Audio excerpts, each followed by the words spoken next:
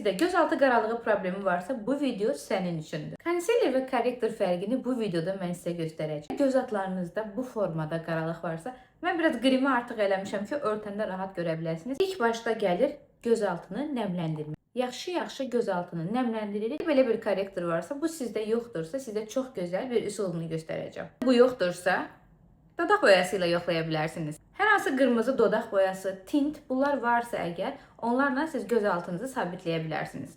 Concealer, qırmızı dodaq boyası, bunları qarışdırırıq. Belə bir ton ortaya çıxır. Bunu göz altına tətbiq edirik. Daha sonra süngər ilə dağıdırıq. Üzərinə birbaşa concealer deyil, toz kirşan ilə yüngül bir sabitləmə keçirik. Daha sonra gündəlik istifadə etdiyiniz gözaltı concealerdən fırça ilə dağıdırıq.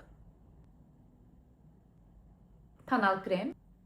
Göz altına tonal krem tətbiq etməyin. Bu tövsiyə olunmur. Yenidən ən son addım transparan kirşanı əvvəlcə əlimizdə dağıdırıq. Daha sonra göz altımızı sabitləyirik. Və bu qaralıq yoxa çıxır. Belə olduqda konsiler göz altına dolmur. Kirşan tam olaraq göz altını sabitləyir. Bir probleminiz yoxdursa əgər, sadəcə nəmləndirici, gözləyərək quruyur, konsiler, fırça ilə yayırıq. Əgər ehtiyac varsa sabitləyirik. Belə, bu qədər.